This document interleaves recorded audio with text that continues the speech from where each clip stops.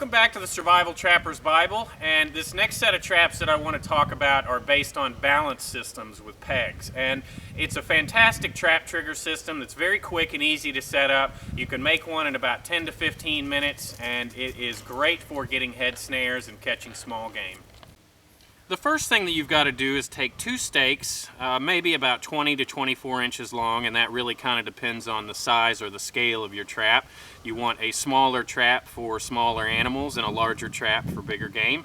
And we'll drive this in at angles, and then we'll just tie it off at the top with a little bit of cordage. Even though that's not 100% necessary, it definitely improves the trap. The next thing that you're going to need is a small stick, and just to give you scale, it's about the width of my hand, but that's going to be, dependent on the size of your trap and how big your angled stakes are.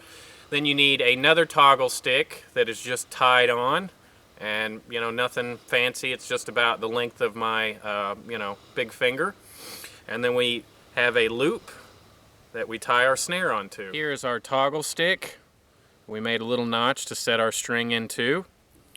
And then we've got another cord that is about 6 inches long in length with a loop tied off to the end of it, and that's where we're going to physically attach our snare. So in order to set this trap, all I've got to do is take my toggle here. It's attached to my spring pole. I'm going to wrap it around the back side. This is where the snare is going to face. And here's the important part to remember. This is why we have a long leader to where we can put the snare out in front of the bait. That's very important. Make sure that you gauge the right length for that. And then we've got another toggle stick here. And all we're going to do is just set that on the ground. Might need to put a little rock underneath it.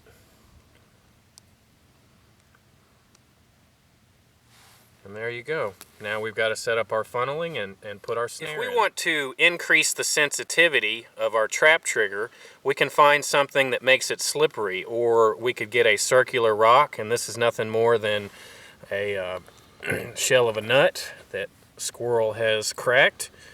We're going to set that directly under the base,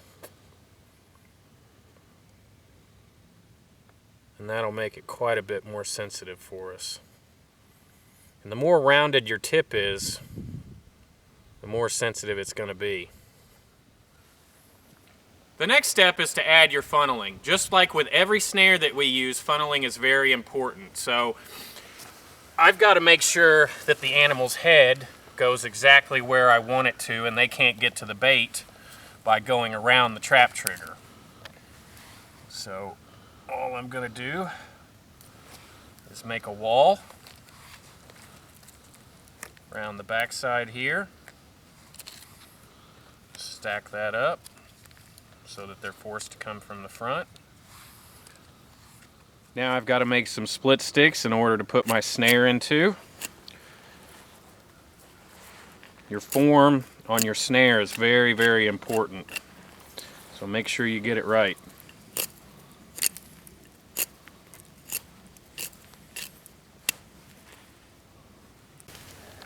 Now we got to split the end as always.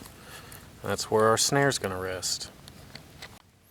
Now this trap is always best set with bait, and the place that you're going to put the bait is right in here between the two toggles, and you can make a spear point or you can split it and jam it in there. Just make sure that it's very secure.